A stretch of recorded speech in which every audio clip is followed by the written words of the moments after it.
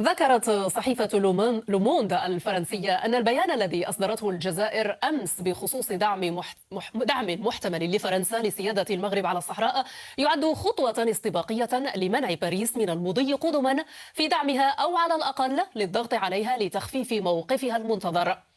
وأعلنت وزارة الخارجية الجزائرية في بيان مساء أمس أن فرنسا أبلغت الجزائر بالقرار في الأيام القليلة الماضية. هذا ولم يصدر تعليق بعد من وزارة الخارجية الفرنسية على البيان الجزائري. وتشعر الجزائر باستياء دبلوماسي متزايد بسبب دعم دول مختلفة لمقترح الحكم الذاتي المغربي في الصحراء. وسبق لها قطع العلاقات الدبلوماسية مع إسبانيا بعد اعتراف الأخيرة بخطة الحكم الذاتي.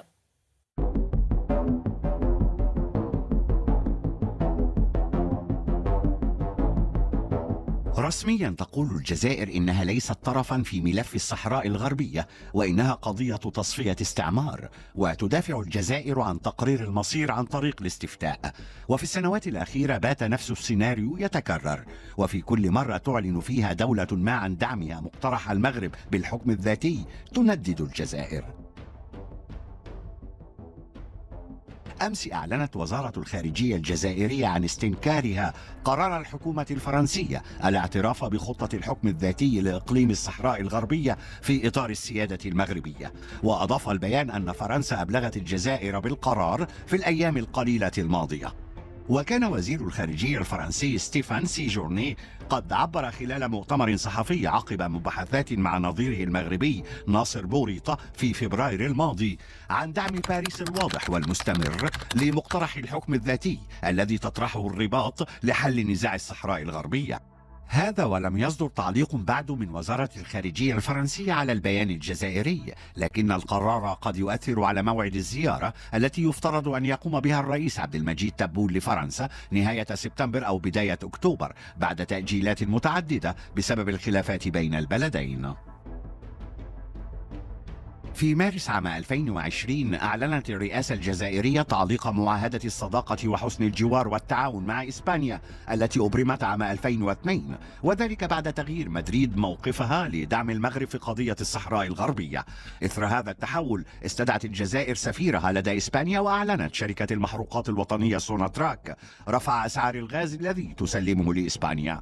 وانتقد الاتحاد الأوروبي هذه الخطوة الجزائرية، بينما اعتبرت مدريد احتجاج الجزائر تدخلا في شؤونها الداخلية والسيادية. بعد 19 شهرا من مغادرة السفير الجزائري مدريد، عينت الجزائر سفيرا جديدا في إسبانيا رغم مطالباتها بعودة إسبانيا إلى موقف الحياد في نزاع الصحراء. الجزائر اعتبرت خطاب رئيس الحكومة الإسبانية بيدرو سانشيز في الأمم المتحدة في 22 من سبتمبر عام 2023 مؤشرا على تغير مهم في موقف مدريد من قضية الصحراء، وهو ما تنفيه الرباط. وقال رئيس الحكومة الإسبانية بيدرو سانشيز أمام الجمعية العامة للأمم المتحدة في نيويورك في 22 من ديسمبر عام 2023 إن مدريد تؤيد حلا سياسيا مقبولا للطرفين فيما يخص ملف الصحراء، قائلا إن ذلك يجب أن يأتي في إطار ميثاق الأمم المتحدة وقرارات مجلس الأمن. وفي ديسمبر عام 2020 أعلن الرئيس الأمريكي التوصل إلى اتفاق بين المغرب وإسرائيل لتطبيع العلاقات مع اعتراف واشنطن بسيادة المغرب على الصحراء الغربية. وردت الجزائر بتجديد دعمها لجبهة البوليساريو ضد ما وصفته بمنطق القوة والصفقات المشبوهة. أكثر من 40 دولة أيدت مقترح الحكم الذاتي المغربي، من بينها السعودية، الإمارات، مصر، البحرين، الكويت، الأردن، عمان واليمن. قامت عدة دول بترجمة اعترافها بسيادة المغرب عبر فتح قنصليات في الإقليم المتنازع عليها. وفي عام 2020 انتقد رئيس مجلس الأمة الجزائري بالنيابة صالح قوجيل فتح الإمارات قنصلية لها في مدينة العيون، مما زاد من توتر العلاقات الدبلوماسية بين الجزائر والإمارات، خاصة فيما يتعلق بملف الصحراء. ولتفاصيل أكثر ينضم إلينا من باريس رئيس تحرير راديو مونتي كارلو سيد وليد عباس. أهلا بك. إذن لماذا هذا الاستنكار شديد اللهجة من الجانب الجزائري بخصوص الاعتراف الفرنسي بخطة الحكم الذاتي لأقاليم الصحراء الغربية، خاصة وقد كان إلى حد ما متوقعا بعد الزيارة الأخيرة لوزير الخارجية الفرنسي؟ يعني هذا موقف تاريخي للجزائر. الجزائر مما لا شك فيه أنها لا تقبل بالحل المغربي لقضية الصحراء، وهذا موقف ثابت وتاريخي. ولكن أنا لا أعتقد أو لا أرى كما تقول لوموند أن البيان الجزائري كان شديد اللهجة. كان شديد اللهجة فيما يتعلق برفضه تغيير موقف فرنسا الذي لم يظهر بشكل واضح. لم نعرف ما هو هذا التغيير، ولكن في نفس الوقت يبدو أنه يحافظ على خطوط الرجعة مع باريس. شهدنا في الماضي أزمات أخرى بين الجزائر وفرنسا كانت ردود الفعل فيها أشد بكثير، يعني سواء استدعاء السفير، سواء الحديث بلهجة أقوى. أنا أعتقد أن البيان الجزائري عمليا كان في إطار الموقف الجزائري المعروف، ولكنه في الوقت ذاته لم يكن بهذا العنف، وكان كما قلت يحاول الحفاظ على خط الرجعة، خصوصا وأنه يصدر قبل أن تعلن فرنسا تحديدا عن الموقف الذي تتخذه فيما يتعلق بقضية الصحراء، لأن هناك يعني تنويعات كثيرة على ما يمكن أن تقوله فرنسا أثناء زيارة متوقعة للرئيس الفرنسي إلى الرباط قبل نهاية العام.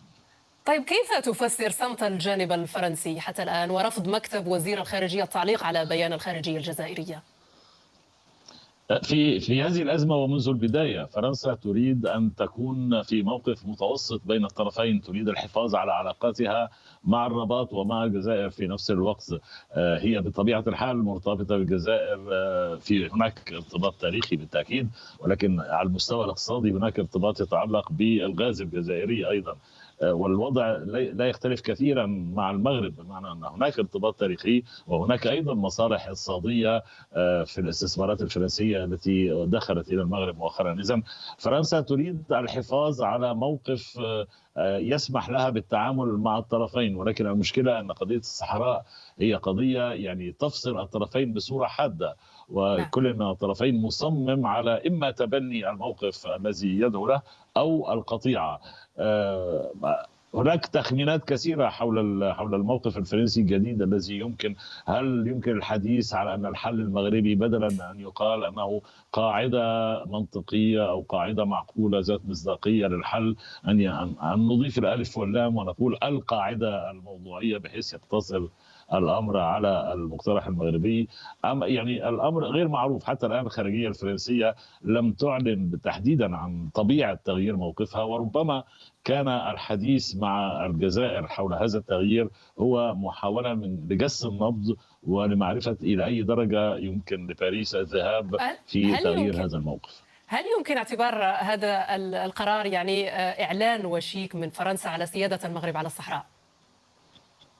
يعني سيكون هناك تغيير بالتأكيد، يعني بعد أن اعترف دونالد ترامب بمغربية الصحراء والمغرب عقدت صلح مع إسرائيل. نحن رأينا أن هناك عدد من الدول الذي انضم وراء دونالد ترامب وأيد الحل المغربي للصحراء واعترف بمغربية الصحراء. آخر الدول كما ذكرتم في التقرير إسبانيا، وبالتالي هناك توجه في أوروبا بالتأكيد لاتباع الموقف الأمريكي الذي كان قد اتخذه دونالد ترامب. فليس من المستبعد سيكون هناك تغيير بالتأكيد في الموقف الفرنسي. إلى أي مدى سيذهب، إلى أي حد سيذهب، ولكن المؤكد ويعني نمط عمل الخارجية الفرنسية أو السياسة الخارجية الفرنسية العقيدة هي الالتزام دائما بالأمم المتحدة وبأن تتم الأمور تحت مظلة الأمم المتحدة. ولكن سيكون هناك تغيير بالتأكيد. رئيس تحرير راديو مونتي كارلو سيد وليد عباس، كنت معنا مباشرة من باريس، شكرا لك على هذه التوضيحات.